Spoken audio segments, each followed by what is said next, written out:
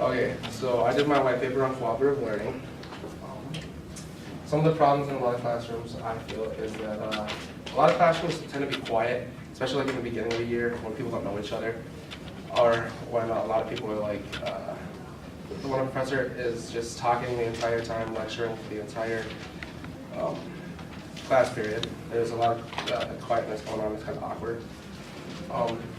This kind of boredom sets in because of this, and because of that, people tend to not retain information as well because they just get really bored with the lecture, so they start drifting off in certain areas, and they just don't really think about what's going on in the class for that day. That leads to a loss of focus, and with that loss of focus, again, information that's being retained isn't there. And in one of the articles that I'm using for my paper, it tells that because of this, people that don't retain the information, they tend to get lower grades and lower test scores because they just can't pay attention because the atmosphere in the room is kind of boring. And the last one is uneasy feelings. And what I mean by this, it's an awkward moment when, I'm sure all of us have had it, when someone walks into a room and you really don't know anybody in that classroom. So because of that, you feel awkward and you don't really talk or cooperate with the teacher as much as you really want to. Like, you don't really talk that much, and it's kind of weird. Some of the solutions for this are group tables. A great example is how the classroom here is set up. People can bounce ideas off each other that way, and they can talk so they feel more comfortable with people, even if you don't know people in the classroom. While you come into the classroom, you're with people already, so it's kind of like you're forced to talk to people and get to know each other, so it helps feel more comfortable in the classroom. Group projects is another big thing. It enables people to interact again, which is big. And with this, responsibilities are made between people, and you get more comfortable with the classroom setting, so you can actually talk to other people and the teacher as well.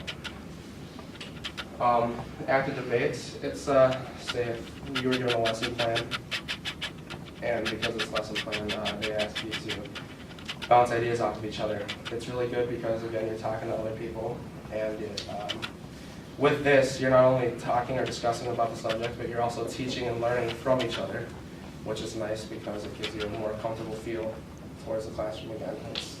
Cooperative learning is a big thing towards comfort in the classroom.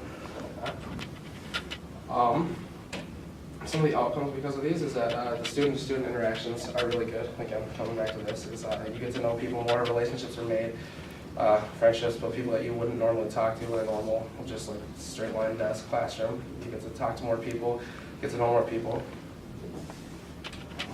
Engaging. The material for me especially, I don't know, if you're in a group setting, the material that you're learning seems to be more interesting and you seem to be more engaged with the material due to the fact that you can actually talk to other people and you feel more comfortable with explaining things with each other, and you don't just feel kind of stupid when you're on your own. You don't feel like, oh, if I say this, people are going to be like, oh, that's dumb. The atmosphere is more positive with this kind of grouping because, again, people are talking, people feel more comfortable, they get more comfortable with teachers as well because they can talk to the teacher as a group rather than being a little scared or timid right away, talking to the teacher and trying to figure things out. Again, the comfort level goes into that again. You get more comfortable with your peers, and you get more comfortable with your teacher and the atmosphere of what you're learning.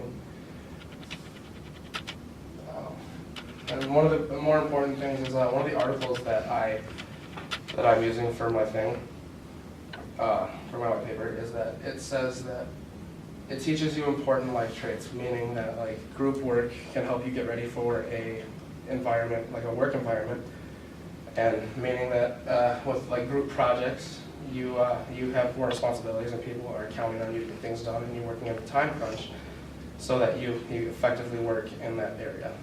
And another thing with the important traits is the group tables is good because, and the active debates, because it helps you to talk to other people and be able to form that way of being able to talk to people in life. And that's